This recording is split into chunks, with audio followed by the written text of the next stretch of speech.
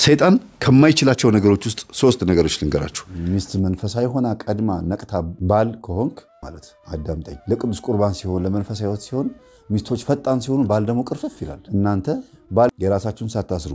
የሚስታችሁን ወይም የባላችሁን ስትጠሩት ይተባበሩባችኋል ሰላም ሰላም በአገር ውስጥም በውጭም ያላችሁ ውድ የዚጋክቲቭ ቤተሰቦች እንደምንቆያችሁኝ በዛሬ ቪዲዮ ላይ እጅግ ብዙዎቻችን ቤት ያለ ሁላችንም የሚመለከት ሚስት ቀድማ በመንፈሳዊ ህይወት በመንፈሳዊ ውጊያ ስትነቃ ባል ያስቸግራል ባል ደግሞ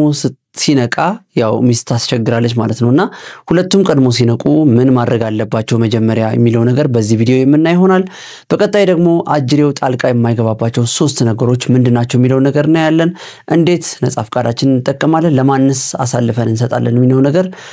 በዚህ ቪዲዮ እናያለን ማለት ነው እስከመጨረሻው አዳምጡ ታተርፉበታላችሁ ትማሩበታላችሁ ላይክ ሰብስክራይብ ሼር በማድረግ የዚግዛክቲቭ ቤተሰብ ይሁኑ መልካም ቆይታ ይሄ ብዙ ወንዶች ባህሪ ነው ቅርፍፍ ማለት ለቅዱስ ቁርባን ሲሆን ለመንፈሳዊ ህይወት ሲሆን ሚስቶች ፈጣን ሲሆኑ ባል ደግሞ ቅርፍፍ ይላል ባል ደግሞ ፈጣን ሲሆንና ለማዘዝ ወይም ደግሞ እንዳባወራ እንዲሁም ብሎ ደስ ብሎት የእግዚአብሔር መንፈስ በቤታቸው እንዲገባ ለማዘዝ ሲሞክር ሚስት ደግሞ ኃይለኛ ትሆንና ልግም ትላለች በቃ የሆነ ሌላ አይነት ማንነት ውስጥ ትገባለችና አንዱ ላይ አንዱ የመዋረስ ባህሪ ያለው እንደሚሆነው ምን ሲሆን ነው የራሳችሁን መንፈስ ሳታስሩ ለማዘዝ ስትሞክሩ የሚመጣ ነገር ነው ባል ከሆንክ አዳምጠኝ ቤት ውስጥ አንተ መንፈሳዊነት ገብቶ ከሆነ ይሄን ትምህርት የምታዳምጠው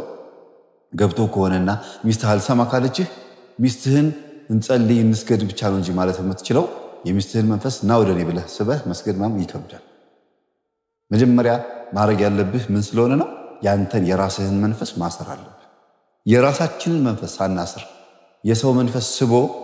መገሰጽ ማለት ቅዱሳንን ለመምሰል መሞከር ይሄ ደግሞ ቅዱሳንን ለመሆንም ለመምሰልም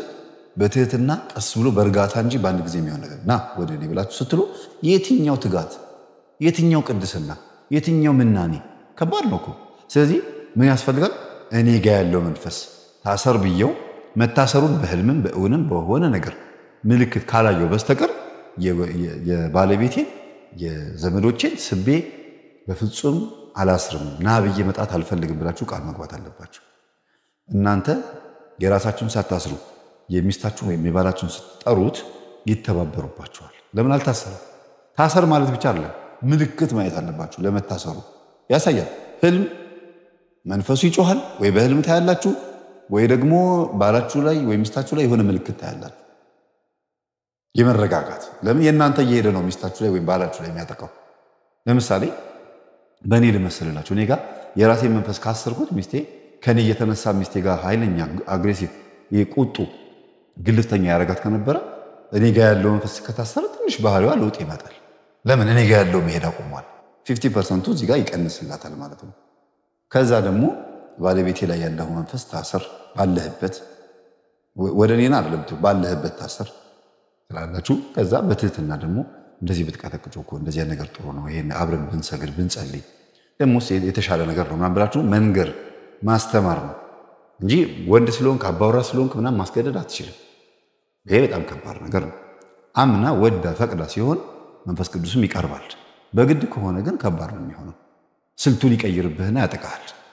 ይሄ ንፋታ ወደሚለው ነገር ውስጥ ሁሉ ሊከተህና ሊያበሳጭ ያላሰብከውን ሐሳብ ሊያመጣብህ ይችላል በሚስት በኩልም ደግሞ ልክ እንደዚሁ ነው በሚስት ደግሞ ሲሆን ደግሞ ይከብዳል ለምን ሚስት መንፈሳዊ ሆና ቀድማ ነቅታ የባንነች ከሆነችና እንቁረብ እስቲ እንደዚህ እናርግ እንስከስተለው በቃ ቁረብ ይስገጅ ከፈለግሽ እንደፈለግሽ ይላል ከዛ ምን ትፈራለች ሚስት ምናልባት በቃ እኔ ስሰግድ ስጸልይ ምን ስል ይደብረዋል እንቁረብ ስለሆን ቢለዋል ስለዚህ ወደ ሌላ ወንድ ወደ ሌላ ሴት ይሄድብኛል ወደ ሌላ አይኑ እንደዚህ ያንብኛልና እስቲ ምናምን ብላ ሳትፈልግ ማትፈልገው ነገር ውስጥ ትገባለች ይሄ የተለመደ ነገር ነው እና እኔም ብዙ ተጽዕኖ ማልፈጥርበትም የላይፍ ስታይል ይሄ ነው ለምን ካለ ሁኔታ አንፃር ባልን ትሪት አድርጎ ለማምጣት አንሶላው ንጹህ መኝታው ቅዱስ ስለሚል በእርግጥ በቅዱስ ቁርባን የተጋቡ ናቸው ይሄ የሚመለከታቸው ይሄ ጥቅስ በመዘጋጀት የተገቡትን አይፈቅድም ይሄ ጥቅስ ግን ያም ሆኖ ትዳር ውስጥ ሆነው የሚፈጽሙት ነገር ኃጢአት ሆኖ የሚቆጠርባቸው 10 ወይም 20% 80% በትዳር ውስጥ የሚደረገው ነገር በሙሉ ተፈቃቅዶ እስከሆነ ድረስ ሰንበትን በመሻራቸው ንስሐ ይግቡበት እንጂ ወይም ደግሞ እንደው ልጅ ማስወረድ አይሁን እንጂ ሌሎች ነገሮች ባሏ ንስሐ ባለመግባቱ መንፈሳዊ ሰው ባለመሆኑ እሷ ስትጾም ስትጸልይ ስትሰግድ ጾም ሊያስፈርሳት ሲሞክር ሳይገባው ከሆነ ምንም ማድረጋችም ሳይገባው ነው ያስቸግርሻል ያስቸግርሽ በጣም አመፀኛ ሊሆንብሽ ይችላል ወረዛን ያላገርሽ ያንቺን እንትን ነው በቃ ሚስቴ ነሽ እንደፈለኩ ማድረግ ይችላል ሊል ይችላል ሰይጣን ከማይችላቸው ነገሮች ውስጥ ሶስት ነገሮች ልንገራችሁ አንደኛ ንጹህ የሆነ አምልኮ ወደ እግዚአብሔር አቅርባችሁ በመሃል መግባት አይችልም ተረካቢው ጠባቂ መላካችሁና እግዚአብሔር ብቻ ነው ሁለተኛ ሱባኤ በመትገቡበት ሰዓት ማደናቀፍ አይችልም ሱባኤ ውስጥ ገብቶ ህልምም ማጭበርበር አይችልም ጸሎትም ማስተጓጎል አይችልም ሱባኤ ማለት እናንተና እግዚአብሔር ልታወሩ ሲም ካርድ ገዝቶ ኔትወርክ እንደመክፈት ነው የሚቆጠረው በጣም በቃ ወዲያው ነው መልስልኝ እግዚአብሔር ሆይ ብላችሁ አይምሯችሁ አንድና አንድ ያንን ጉዳይ ብቻ እያሰባችሁ ነው የምታወሩት ስለዚህ ከትክክለኛው ዓለማውያኖች ዩኒቨርስ ከሚሉት እኛ ደግሞ እግዚአብሔር ፈጣሪ ከምንለው ጋር ነው የሚያገናኘው ሱባኤ አርምሞ ማለት ጸጥ ብሎ ከእግዚአብሔር ጋር ማውራት እነዚህ ሁለት ሶስተኛ ነገር ደግሞ ምንም በቃ ሰይጣን ጣልቃ የማይገባበት ነገር ቢኖር ምንድነው ነፃ ፈቃዳችሁን ለጠባቂ መላካችሁ ስታስረክቡ በቃ በነፃ ፈቃዳችሁ ተጠቅማችሁ እንደፈለጋችሁ ስትሆኑ አይደለም ተረከበኝ በቃ በኔ ላይ ስራብኝ አገልጋይም ልሁን ምንም ልሁን በቃ ነፃ ፈቃዴን ሰጥቻለሁ አንተ እኔ ላይ እንደፈለክ ስራ ስትሉት በፍጹም ሰይጣን መስራት አይችልም እዛ ላይ የተረከባችሁ ማን ስለሆነ መልአክ ስለሆነ በተዘዋዋሪ መንገድ የስለት ልጅ ከሆናችሁ ማለት ነው ለእግዚአብሔር የተሰጣችሁ ከሆናችሁ ማለት ነው ሁሉ ጊዜ ባህሪያችንን ጸባያችንን ሁሉ ነገራችንን መንፈሳዊ ህይወት ውስጥ እንክተተው መንፈሳዊ ህይወት ውስጥ የሆነ ባህሪ ጸባይ አኗኗር ዘይቤ አጠቃላይ በሙሉ ኪሳራ የለው ፍሬያማ ነው የሚሆነው እና አንዳንዴ የሆነ ነገር ሲዘጋጋባችሁ የሆነ የምትስቁበት ደስ የሚል ነገር ሊመጣ ነው ማለት ነው ብዙ ጊዜ የሆነ ነገር ቁልፍልፍ በተለይ ወደ እግዚአብሔር ስትቀርቡ ሁሉ ነገር ትታችሁ ንስሐ ስትገቡ የሆነ ነገር ከጃችሁ ላይ ጥፍትፍት ካለ አዲስ ነገር ሊሰጣችሁ ነው ማለት ነው የአብርሃም በረከቶቹ እንግዶቹ ነበሩ የሚመጡት የሚበሉት እንግዶች ነበሩ ፍጡር የሆኑትን እንግዶች ሰይጣን ሲያሳጣው ፈጣሪ ራሱ መጣ የአዳምም ህይወት እንደዛ ነው ባይዘው እዚህ ውስጥ የክርስቶስ መወለድ ትርጉም አለው አዳም በሰይጣን ተታሎ ችግር ውስጥ ሲገባ ክርስቶስ ተወለደ አይደል ሰይጣንም አሁንም እንደገና አብርሃም ቤት እንግዶች እንዳይመጡ ፍጡራን የሆኑት ሰዎች ሲከለክልበት ራሱ ፈጣሪ ሰው ሆኖ መጣ እናንተ ውስጥ ያለው እምነት አንዳንዴ እንዲታወቅና ጎረቤትም ዘመድም በእናንተ እምነት ቀንቶ ወደ እግዚአብሔር እንዲመጣ እናንተን ጠንካራ አድርጎ በእናንተ ህይወት ቻሌንጅ ሰው እንዲማር ሊያረግ ይችላል እግዚአብሔር አንዳንዴ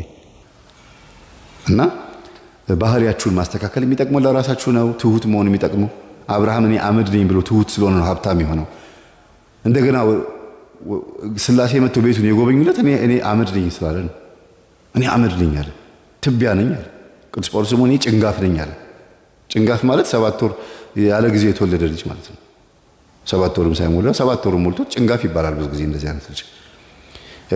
ንጉስ ዳዊት ደግሞ እኔ ትል ነኝ አለ ብዙ ጊዜ ይነገራል ቅዱሳን አባቶቻችንም ይናገራሉ እኔ ኃጢአተኛና በደለኛ ነኝ ቆሻሻ ይላሉ ግን ጸጋቸውን አስቡት በዚህ ህይወታቸው ውስጥ ስለዚህ እግዚአብሔር እኛ ውስጥ እንዲያድር ሆነን ስንኖር ይመጣል ይጎበኝናል አለበለዚያ የፈለገ ቄስ ብናመጣ የፈለገ ቤቱን ጸበል ብናስርጭ የሚያጠምቁ አባቶች ጋር ብንሽከረከር ግንባራችንን በመቁጠሪያ ወይም በእጃቸው በምንም ቢመቱ ምን ቢሉንም ፍንክች የለም መጀመሪያ ልብን ውስጥ ማጽዳት ማስተካከል ያስፈልጋል መጥፎ ባህሪ ማስተካከል እንድንጎበኝ ሆነን ማስተካከል ሲመጣ እነሆ በደጅ ቆሜ አንኳኳለሁ የሚከፍትልኝ ቢኖር እገባለሁ ከሱ ጋርም እራት በላለሁ ያለው ክርስቶስ እኮ ለዚህ ነው የሚከፍትልኝ አንኳኳለሁ ሲል ልብን ነው የሚከፍትልኝ ቢኖር ማለት የሚፈቅድልኝ ቢኖር ማለት ነው እግዚአብሔር ናገባ ብላችሁ ተፈቅዱለታችሁ ሲመጣስ መቀመጫ አለ ቤቱ ሽቶ ነው የሚለው ልባችሁ ቂም ግማት አለው በቀል ተንኮል ኩርፊያ ግማት አለው ምቀኝነት ግማት ነው የዚህ ተቃራኒ ደግሞ የዋህነት በጎነት ቸርነት ደግነት ቅድነት የሚባሉ ደግሞ ሽቶዎች መዓዛዎች ናቸው የትኛው ነው ልባችን ውስጥ ያለው መዓዛ አፋችን ላይ ያለውና ልባችን ላይ ያለው አንድ ነው ወይ ንጉስ ዳዊት ምን አለ የአፌ ቃልና የልቤ ሐሳብ ያንተ ይሁን አንድ አድርግልኝ አለ እና እግዚአብሔር ሁላችንም ይጎብኘን። በባህሪው ምስጉን፣ በባህሪው ፍቅር፣ በባህሪው ይቅር ባይ ነው። ቁጣው የዘገየ ምህረቱ የበዛ ነው። ስለዚህ ምንም ነገር ብናደርግ እግዚአብሔር ሊያስተምረን እንጂ ሊቀስፈን አይደለም የፈጠረን። ግን አልሰማም ካለና ነፃ ፈቃዳችንን ሳንጠቀምበት ሳናመልከው ከሞትን እቺ ምድር ከተሰናበትን ጥርስ ማፋጨት ወዳለበት እሳትና ዲን ባለበት በጣም ብዙ ስቃይ ባለበት ገሃነም ውስጥ ትቃጠላላችሁ ብሎ በተናገረው መሰረት መርጠን ሄደናል ማለት ነው። መርጠን ሄደናል። ያ ምርጫ ደግሞ በነፃ ፈቃዳችን የመጣ ምርጫ ሁለተኛው ሞት ላይ በደንብ ያገኘናል። የመጀመሪያው ሞት ሳይመጣ ተዘጋጁ ድልዋኔክሙ ንበሩ ተብሎ ነበር፣ አልተዘጋጀንም። ሁለተኛው ሞት ላይ ግን ማንም ሰው ማምለጥ አይችልም። ከባድ ነውና እግዚአብሔር ይማረን፣ እግዚአብሔር ይፈውሰን።